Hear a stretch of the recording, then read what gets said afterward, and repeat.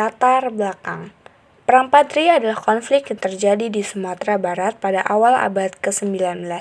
Latar belakangnya adalah perselisihan antara dua kelompok dalam masyarakat Minangkabau, yaitu Padri, kelompok tradisionalis Islam, dan Adat, kelompok modernis Islam.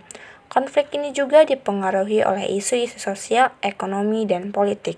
Kelompok Padri ingin menggantikan praktik adat yang ada dengan prinsip-prinsip Islam yang lebih ketat. Tokoh yang ikut serta dalam Perang Padri yaitu Tuanku Imam Bonjol, Tuanku Nan Renceh, Tuanku Tambusai, Tuanku Pasaman, dan Tuanku Roe. Peristiwa dalam Perang Padri. Perang Padri fase 1. Perang Padri dipimpin oleh Tuanku Pasaman, Tuanku Nan Renceh, dan Tuanku Imam Bonjol. Mereka menyerang pos-pos Belanda dan menghentikan patrol mereka. Pada September 1821, pos-pos Belanda di Simawang diserang oleh pasukan Padri sekitar 20-25 ribu. Sementara Belanda memiliki 200 serdadu Eropa dan 10.000 pasukan adat.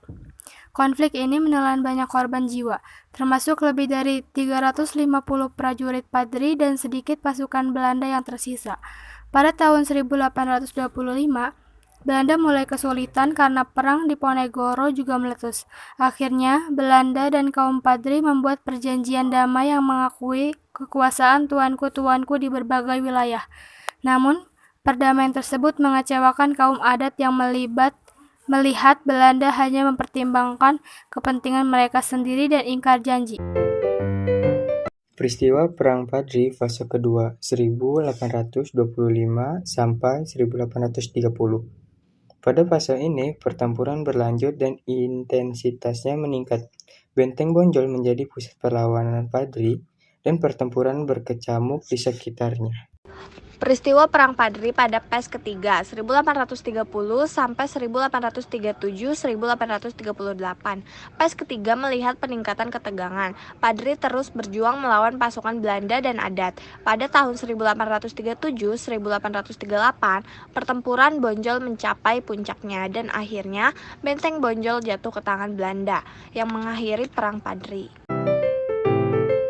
Berakhirnya Perang Padri. Setelah Perang Jawa berakhir pada 1830, Belanda fokus pada Minangkabau.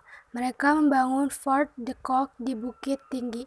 Pada 11 Januari 1833, pasukan Belanda diserang oleh kaum Padri dan Adat. Belanda berpura-pura datang hanya untuk berdagang dan menjaga keamanan. Mereka menangkap Tuanku Imam Bonjol pada 1837. Perang terjadi lagi dengan Belanda unggul pada 1838 dan mengalahkan pertahanan terakhir di Dalu-Dalu oleh Tuanku Tambusai. Dia dan pengikutnya pergi ke Negeri Sembilan di Semenanjung Malaya, melemahkan Minangkabau dan memungkinkan Belanda berkuasa.